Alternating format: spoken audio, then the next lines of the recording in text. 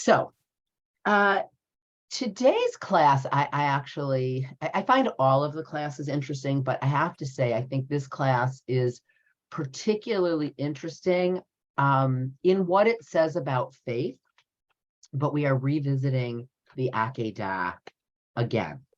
I will say I'm feeling a little full up with the Akedah. We did it on the high holidays. I did it on the regular Parsha. I did it on my Tuesday morning class. I did it on my Wednesday morning class. I have been immersed in the Akedah. But what's interesting this morning about this class is not just that we're talking about the Akedah, but we're looking at sources throughout different periods of Jewish history, and it'll be interesting to see how they deal with the story of the binding of Isaac. You know, I tried last week, as hard as it is, to say, let's try to look at it in its time. Let's try to see it in its time and not read into it, and to see it as much as we could in its time as a story taking place when people sacrifice their children. And so to see the story as a story about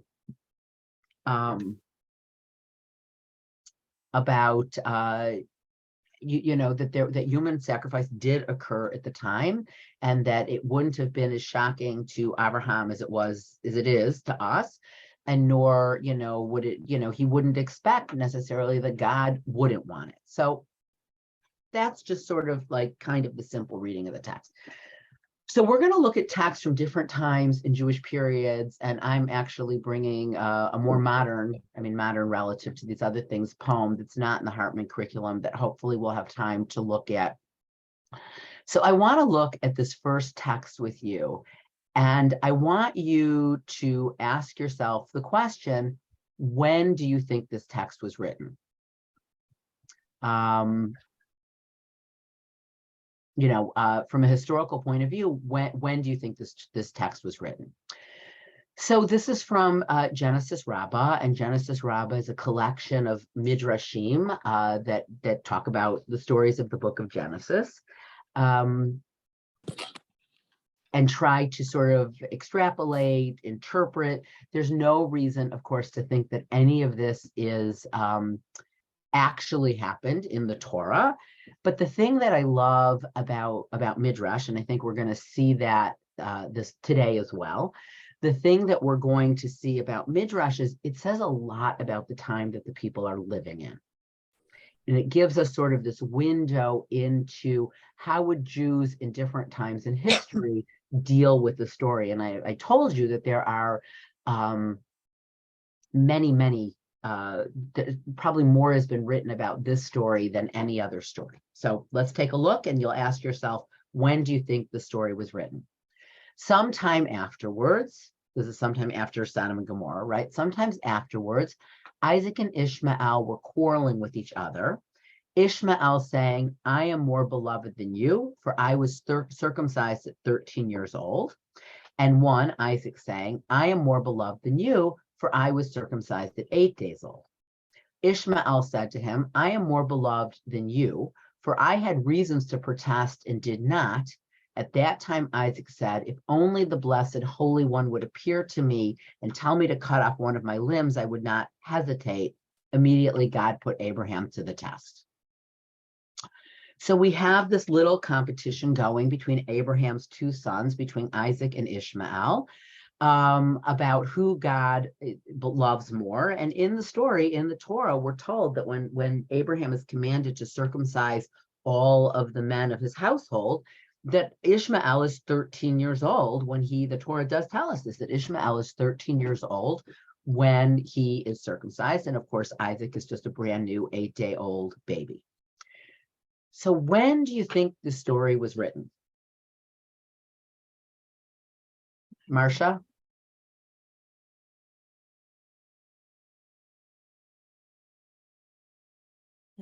Marcia, I see your hand is raised, but you're muted, so I don't know. Okay. I think at the time that Islam was developing, because Ishmael looks like the stronger character, like the favored character, and it's as though God is saying, okay, I tested you, now I'll test Abraham. But again, it's Abraham who's tested, not Isaac, because Ishmael is presented as stronger than Isaac, or more worthy. So we'll come back to Isaac in a minute. Mhm. Ishmael, tradition teaches, right, that Ishmael is the founding father of Islam. I mentioned last week in the Quran that when they tell the story of the binding, it's Ishmael that's bound, not Isaac. So Marcia's absolutely right. This story was written during the rise of Islam. So what is that telling us is going on then? What's the dialogue? If you were reading the newspaper, right? What is the dialogue that's going on, the subtext that's going on in this story between Judaism and its confrontation with Islam?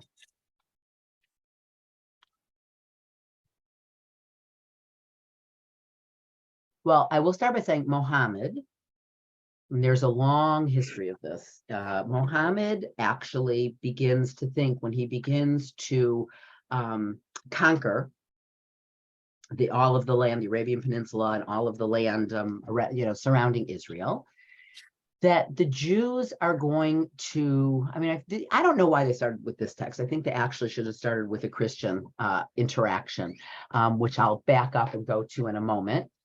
But they are beginning to conquer all of the lands, including the land of Israel. And Muhammad is under the assumption that the Jews are going to flock to Islam, that they are going to think that it is, especially because their interaction with Christianity was pretty horrific, that they're going to welcome the Muslim conquerors, and they're going to see what a great religion Islam is, and they're going to adopt it. So does this actually happen in Jewish history? No. I mean, Christianity thought the same thing.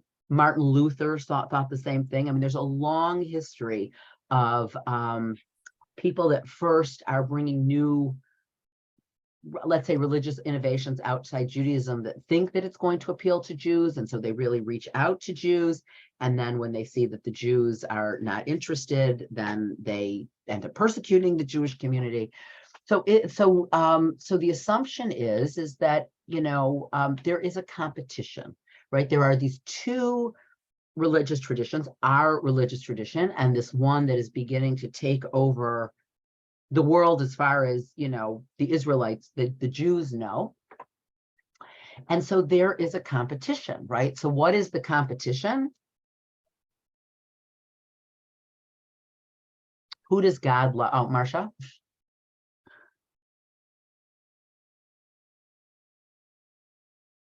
You need to unmute though.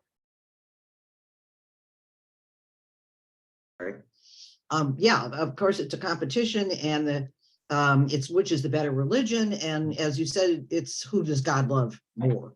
And who does God love worthy? more, right? Who does God love more? We've already had this competition with Christianity. Who does God love more? And Ishmael says, well, God loves me more because the sacrifice that I made, I was circumcised at 13, which, let's face it, is quite a thing to do, to ask of a 13-year-old boy. Just as his, burgeoning sexuality, you say, guess what? We're going to do this procedure on your penis. And Ishmael says, I was 13. I could have resisted. I could have fought him off. I could have fought Abraham off and refused. But instead, I submitted. So I got a lot more credit from God than you did, because 8-day-old baby, it was done to you. You had no part in this, right? You had no part. You were just passive. And in some ways, this could also be a statement like, yeah, you accepted Judaism. You were born into it. You passively became a part of it. Whereas, as this new proselytizing religion starts sweeping through the area and people choose to follow it, look at all the credit that we're getting for choosing, instead of you who blindly, without thinking, continue to practice Judaism. So Isaac feels kind of bad, right? Isaac feels kind of bad. And so what does Isaac say to him? Well, yes, you did this, but if God were to ask me to sacrifice one of my limbs, and there's another source that says even my own life, I would willingly do it. ... God then said, take your son. So how does this like reimagining of the story then cast Isaac?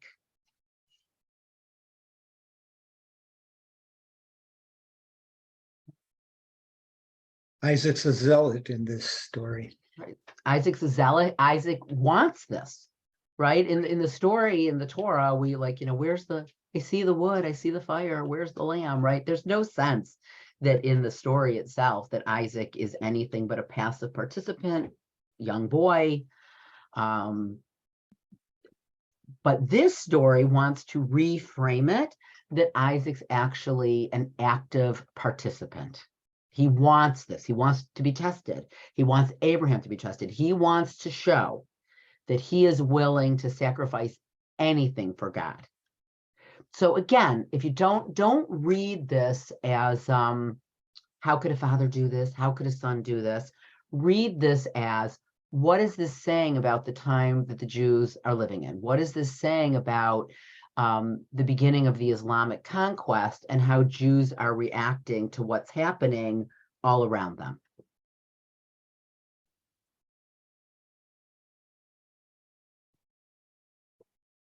Well, just like other times in history, no doubt many Jews were tempted by going along with the dominant culture, religion, whatever you want to call it. I mean, it's a similar thing to what happened with the Maccabees group and so forth.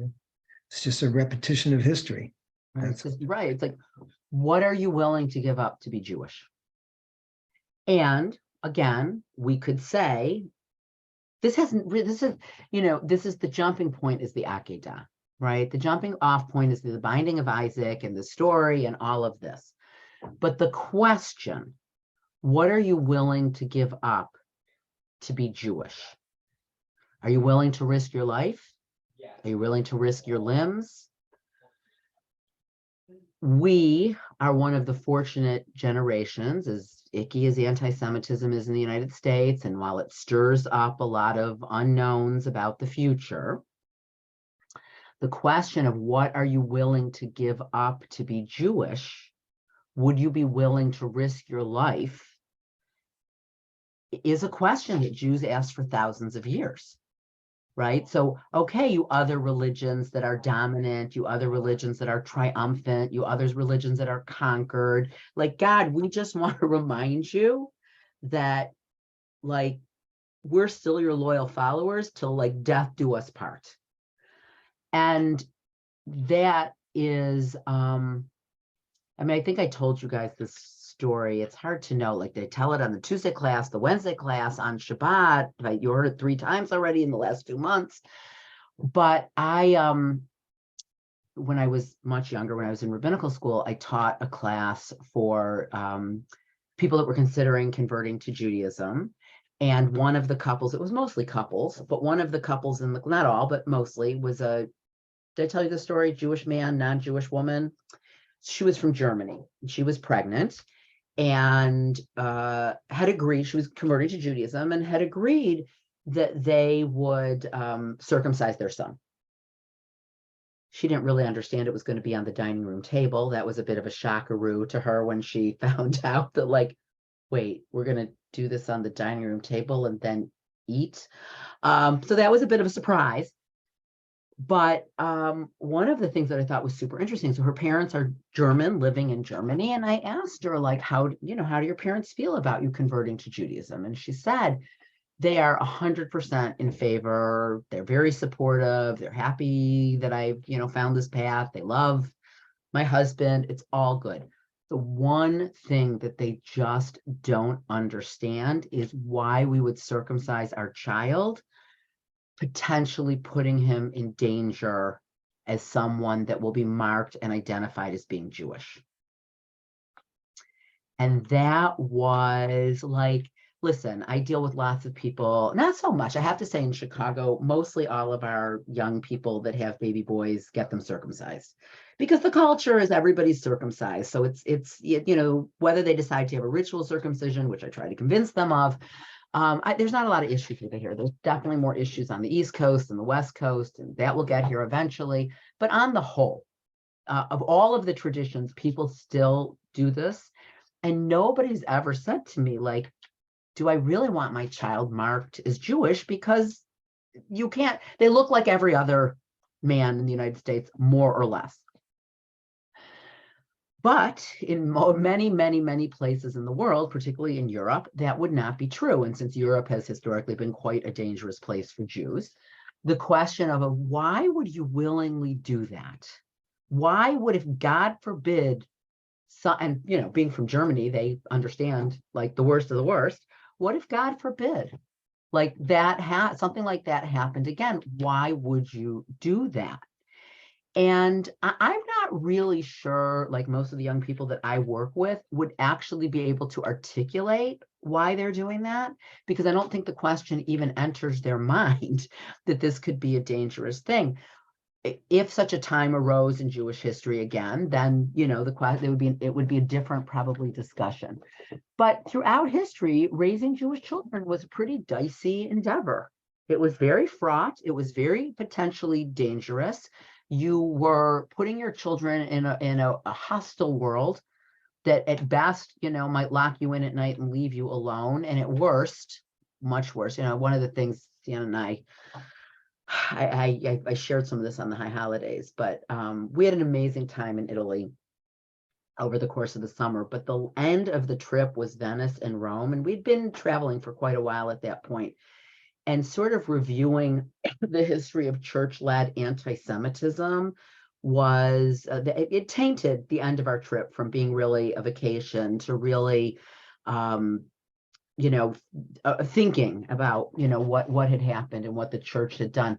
But one of the things that drove us insane, we took a tour in Venice of the Jewish ghetto. The tour guide was not Jewish, but it was through the Jewish Museum of Venice.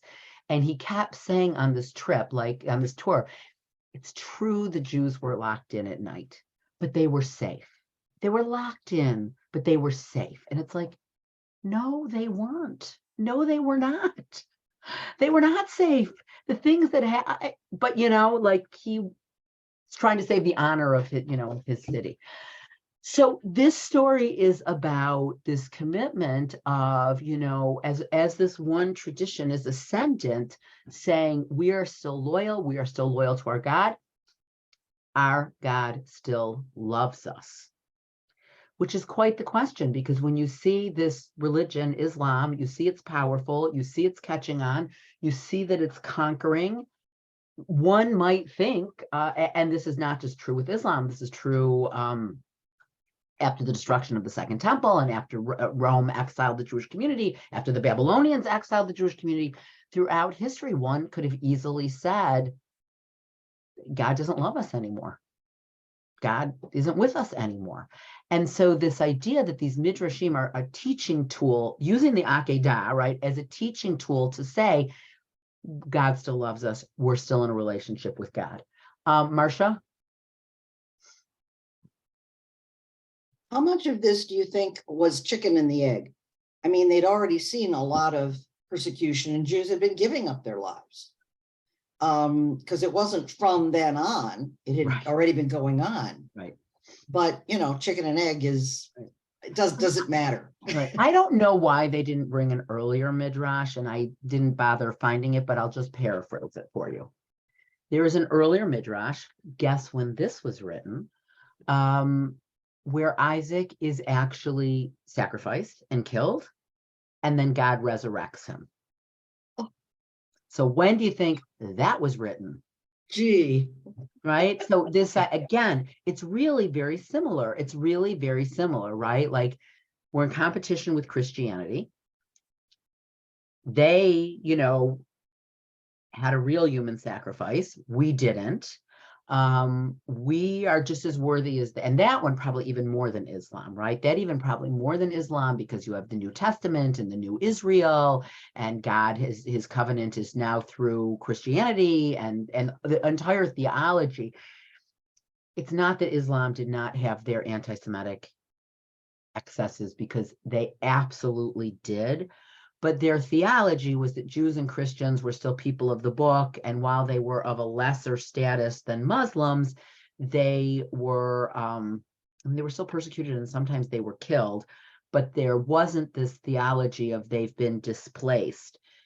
Christianity had a much harsher theology towards Judaism, which is that Christianity had displaced it, that was, that covenant was broken, that the Jews no longer had a covenant with God. The only way to be in a covenant with God was through Jesus and through Christianity.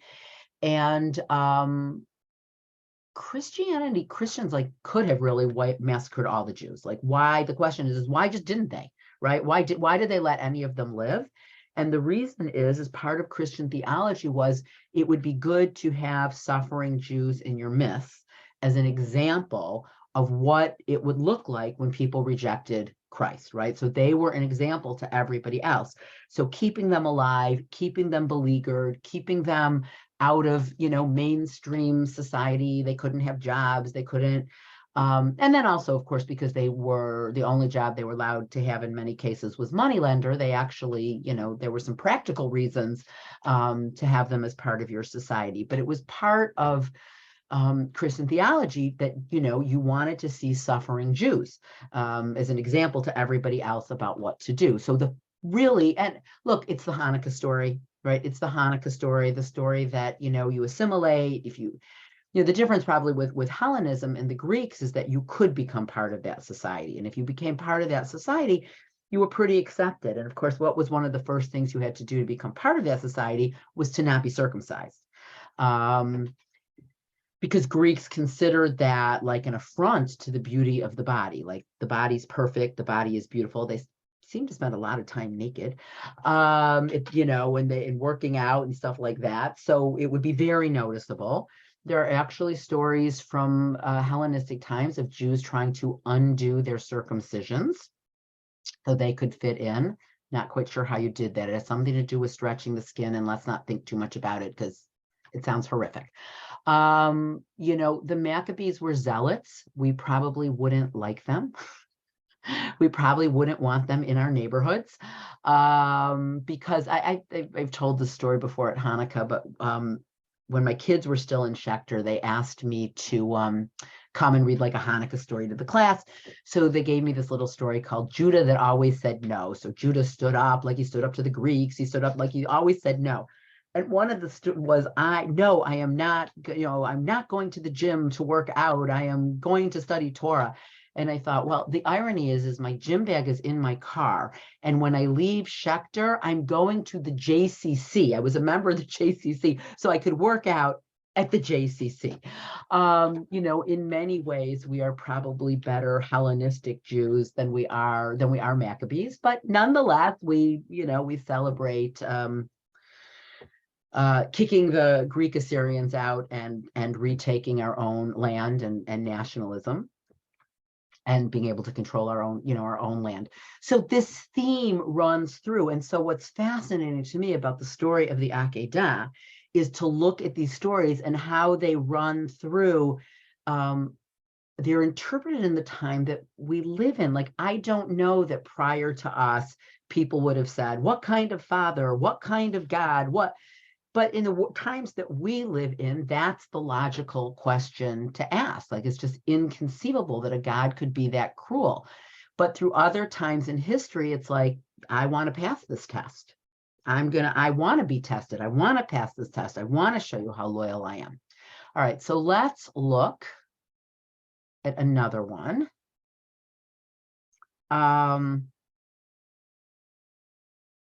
This one has nothing to do with about the time that it lives in, but it's interesting only in that we've talked about this before in some of the poetry that I brought over the high holiday time.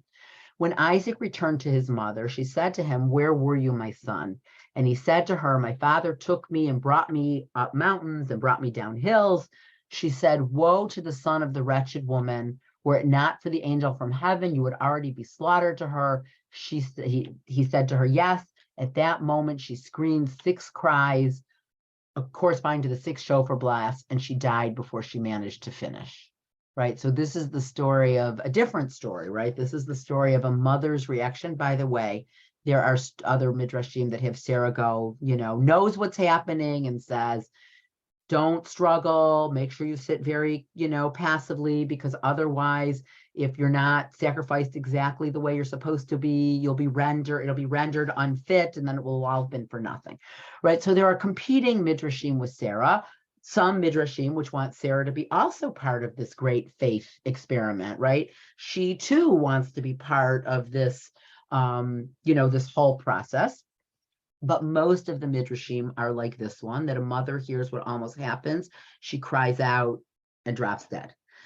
But the interesting thing is, of course, we're told that the shofar is the ram's horn, right? That the ram is sacrificed instead of Isaac. And so we blow the ram's horn. Why do we blow the ram's horn?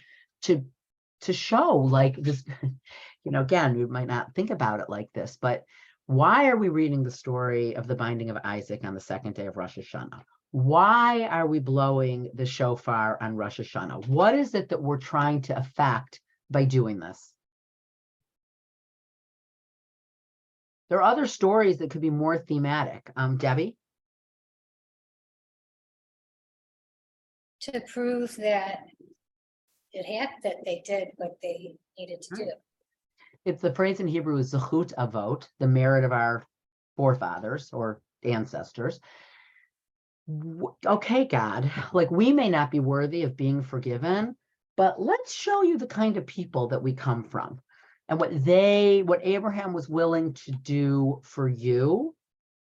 So the Akedah, in its use in the high holiday period, is also being used to show, like, Abraham was this man of great faith. We are his descendants. We certainly don't measure up to him. But when you're weighing out whether we should be forgiven this year, please remember that we have all of this merit on our side. And so we're always told that, at high holiday time, that the ram's horn represents, when we read that story, and that it represents the God's unbelievable compassion in sparing Isaac and providing the ram. But this gives, and I love this, a different reason. What are the blasts of the shofar supposed to sound like?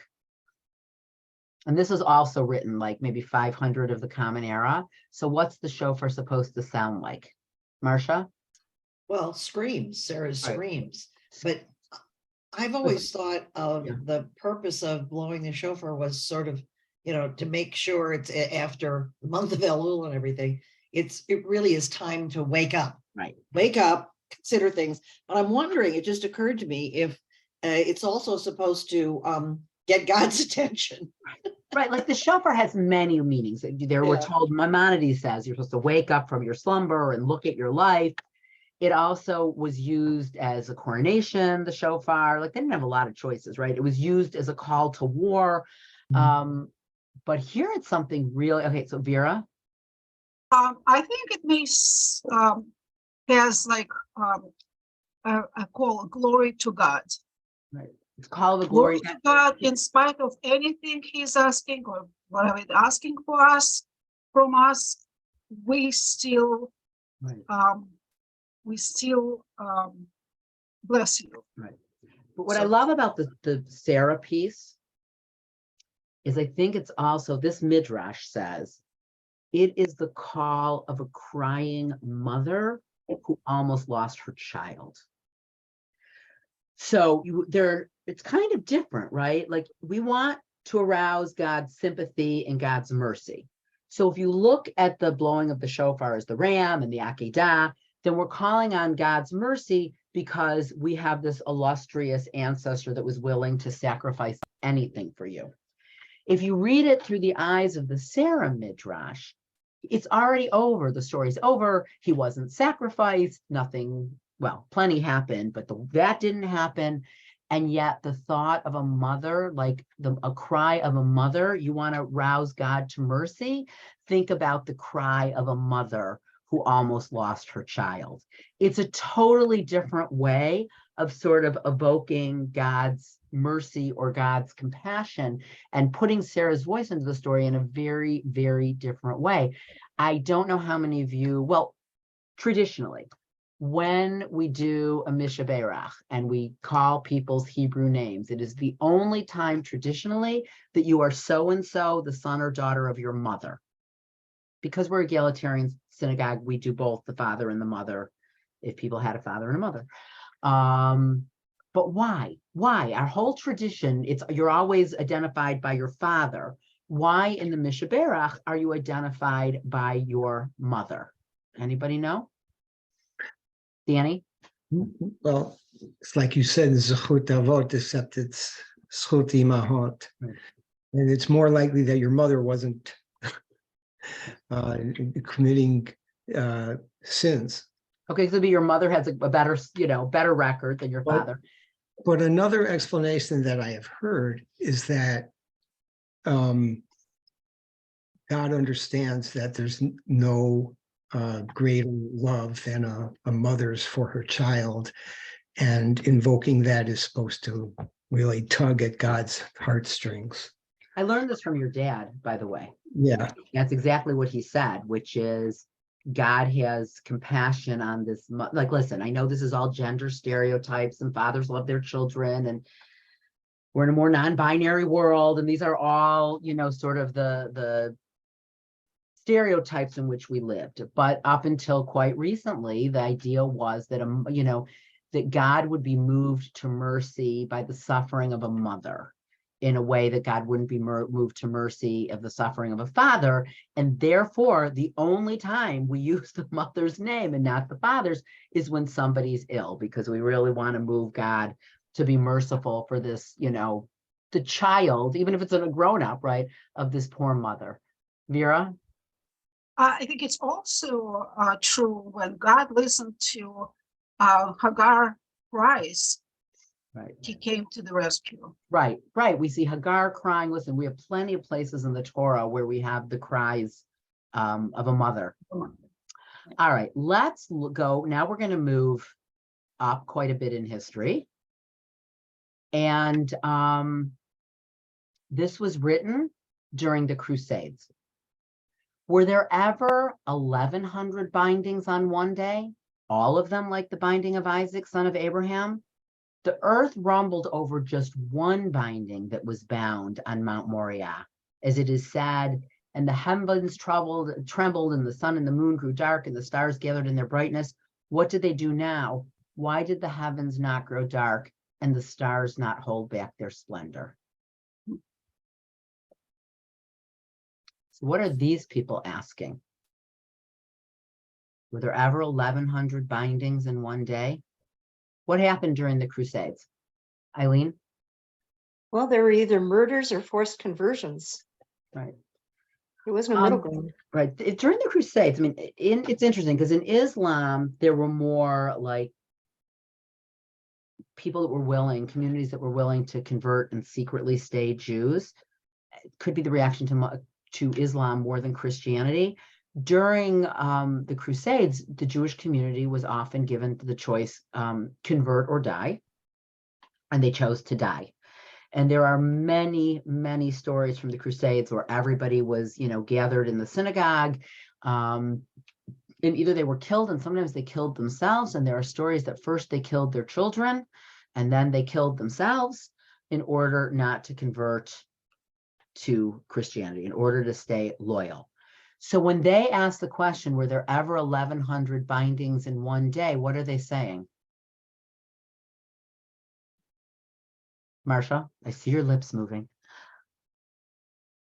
Sacrifices. It's the binding of Isaac, and he went through with it. Right.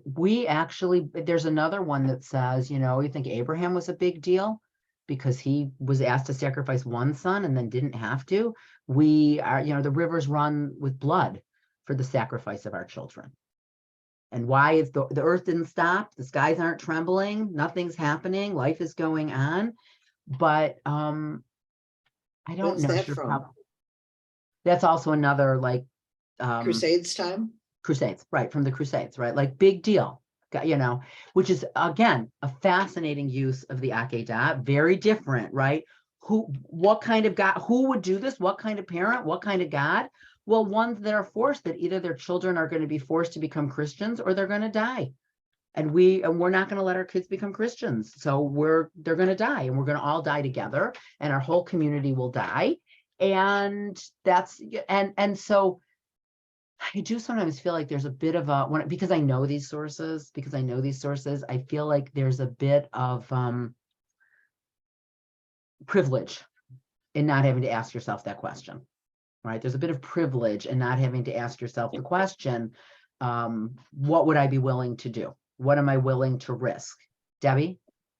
There are also, that is also opening up the possibility of Jews just dying, the Right. Jewish race, Right, but it's I mean, now we're trying to- maybe fortunately Christianity wanted to keep some of us alive, because who knows what would have happened. Look, we know that in Spain, when Jews were given the choice to convert or die, they converted and secretly maintained their Jewish traditions. Which was a different choice, which also in certain ways ended up, people stayed alive, but what happened to their Judaism after many, many, many generations? They still might do this weird thing like light candles on Friday night, but they didn't really know that they were Jewish. Vera? Well, if we jump to Israel nowadays, and mothers sacrifice their children, sons and daughters, in order to have a life or have Israel for the next generation and the next generation. Right. So And that let's is really bad. let's jump to Israel. Let's jump. Oh no, never mind. That's not Hartman. That's me. Let me just find it. Let's jump to Israel. I like that idea. So you've heard me quote this poem before, this is an author by the name of Uri Tzvi Greenberg. This poem, I want to say, was written in the late 30s, maybe early 40s, but it was written before the modern state of Israel. Uri Tzvi Greenberg was politically very right-wing, so he's not part of that labor, left-wing, socialist generation. He's probably not as well known in Israel today. He's probably known in the Likud circles, but maybe not as well known. He was a follower of Jabotinsky. And so anyways, he wrote this poem. Maybe it's in the early 40s. I think he already knows what's happened in Europe. He already knows what's happened in the Holocaust. But when we talk about Israeli parents and making sacrifice, this story goes against everything when we say, what kind of a father? Well, let's look at this poem. The few trees in the yard moan like trees of a woodland.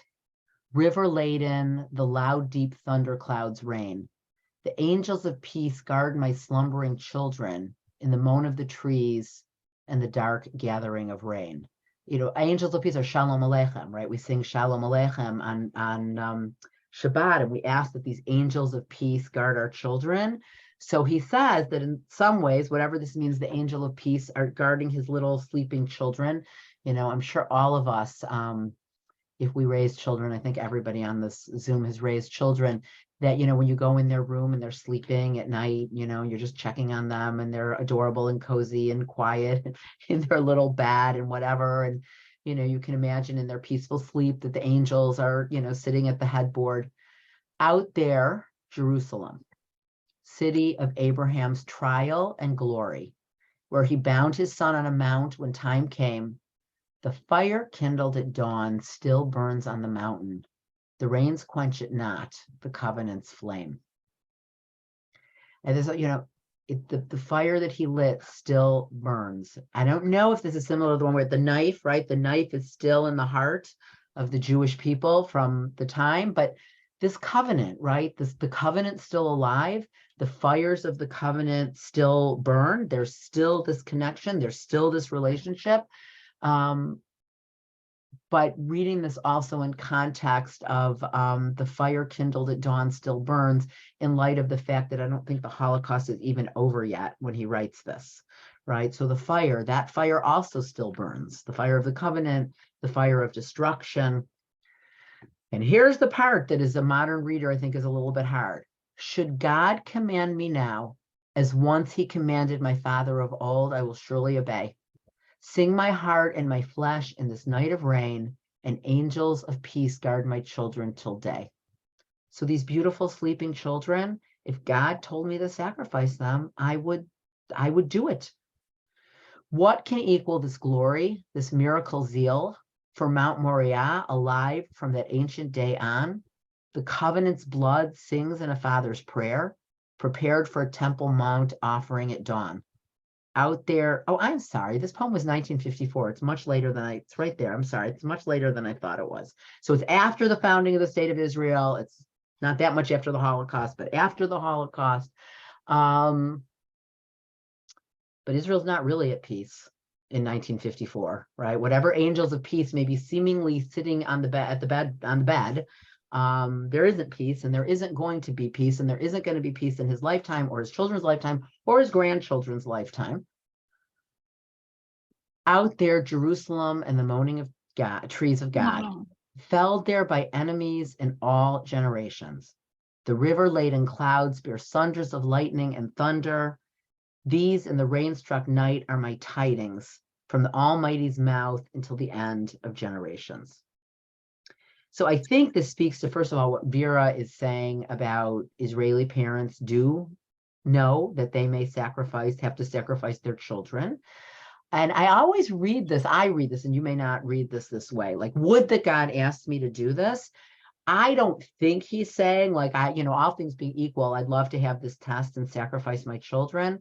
What I read into that is, would that I knew this is what, like God calling me to do this, because I'm going to be doing it one way or the other. I mean, he doesn't know this in 1954, but let's say his children, I don't know, are 8 years old, 6 years old.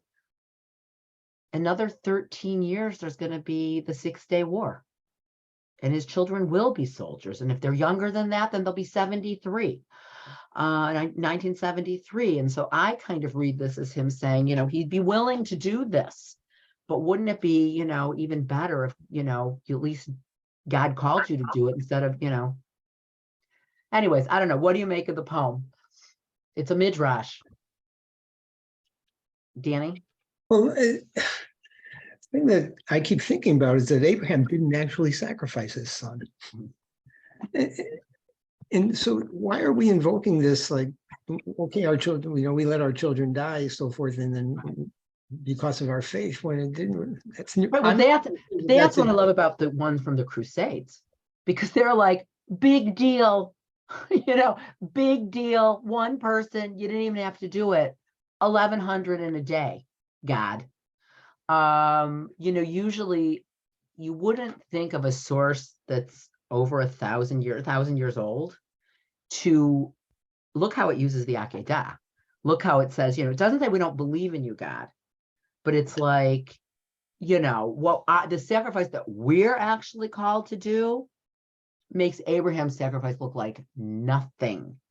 And so that's so bold, right? It's so bold in its sort of using of the Akedah as kind of a foil for really calling on God and calling God out for Jewish history. Marcia and then Vera. About the other poem, yeah, I mean, the angels of peace are only going to guard them till dawn. Right. And that's when the sacrifice would happen. And I think he is showing his willingness. Right. Yeah, I love that. They only guard you till dawn, or maybe until you're 18, unless you're in the middle of a war, right? Like, right now, your peaceful children are really, really, they're safe and they're in their little bed and everything is safe. But on the other hand, you've got these gathering clouds and they're split by lightning at the end. And it really is intense. Right. And, maybe I'm mixing midrashim here, but these gathering clouds could put out that flame, but that may have been lit in another poem or another. Well, the gathering clouds, it's raining and the fire is still burning. And if anybody's ever spent like a rainy winter in Jerusalem, it's kind of icky. Like it's, but like the moaning trees, right? Like right here in their little bed, they're safe and sound. But right outside the door, there's fire, there's storm, there's, when we say gathering storm clouds, you talk about that like that. We describe war, and the onset war coming as very often is described as the gathering storm clouds that are on the move. So everybody, this is like a total aside that has nothing really to do with the Akedah, but everybody loves Danny Gordis, and I'm not a Danny Gordis fan. And I have a lot of reasons why I'm not a Danny Gordis fan, but I'll give you one example. I was on a program in Israel, and all of the participants in the program were invited to his house for a Shabbat lunch, which was lovely. And his father, his grandfather was a very, very well-known, prestigious conservative rabbi. His uncle was also, so he comes from this like sort of rabbinic dynasty. And then he and his wife made Aliyah. And he said to us at this table, because he was, talking, and he's very articulate and he's a beautiful writer. And he said, I never got to ask my grandfather this, but I always wondered, like during the Holocaust, like were the Jews in America still like just having their bar mitzvahs with their parties and their big challahs, and like life was just going on while the Holocaust was happening? And I think those of you that know me, like I shot up and I was like, there was not a Jewish American family that didn't have a son, a brother, a father, a neighbor, a friend that was serving in the American army that wasn't risking their life to defeat Hitler. So really, how dare you say? He's like, well, I was just asking. I'm like, I don't know. Like, how dare you? How dare you say such a thing and malign the American Jewish community in that way? So then I decided I didn't like him anymore. But still, nonetheless, like, we can talk about Israel, but, there were certainly times in the history of the United States that all parents and Jewish parents, but other parents also, had to know that their children were going to be risking their lives for something they thought was the most important cause. And we're grateful for them. So, Fira? But just talking about this, I don't think that American Jews did enough for the Holocaust generations. Now, about Abraham, I think he was the first one, and it's always hard to be the first. Okay, and then about the poem, in some way, I think. Well, when the clouds and the storms are brewing or happening, whatever, it will be time when it's going to be over. So it's always a hope. Right. Well, we just need to live through this, but it's always a hope. Right. But that's the interesting thing, is that on the whole, for most of there were people that converted out. There were Jews that converted to Muslim. There were Jews that converted to Christianity. There were Jews that once were open to assimilate and not stay Jewish, totally opted out. But the fact that over thousands of years, so much of the Jewish population opted in, why really? It would have been safe. The people that opted out were safer in many parts of Jewish history than the people that opted in. Marcia, did you have your hand up again? Yeah, just thinking that it's interesting because I don't think that big parties became a deal until the 50s, and maybe that's when he was talking about. But the fact that people during the Holocaust, Jews in America, were having bar and bat mitzvahs, seems to me was a pretty important thing and a statement in its own way. Yes, I feel that way too. I felt like it was, listen, could Jews have done more? What would it look like? I try really hard not to judge people in the times that they were living in. It was, like, speak out and risk more anti-Semitism. Don't speak and if we all saw Ken Burns, we know that everybody in the United States knew what was happening. It wasn't a secret. People knew. Whatever. I don't know. I never asked like my grandparents about it. I mean, they were quite young, but Well, they weren't that young. Like, I never really asked them, like, what was it like? What were your fears? What did you, Vera? I think the American Jews did more for the Soviet Jews than for, the Well, this is Holocaust. the thing when you talk about like the times that people lived in. Jews in America during World War II were incredibly insecure about being a Jew in America.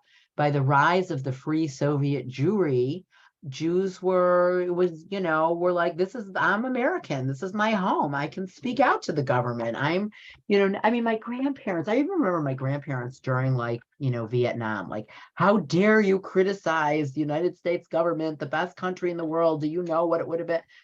But for people, I mean, I was very young, but like for my older cousins, they're like, what are you talking about? It's our government. We're allowed to say whatever we want about our government. Like, we're not guests here on the behest of, So I think that it also, it was a much more mature, secure Jewish community by the time we got to, free Soviet Jewry. And we also had Israel. And there was also a place where these people could go besides the United States, right? Like it was a different mentality. Anyways, I have to get off. It was lovely seeing all of you, and hopefully I will be COVID free and see you on Shabbat.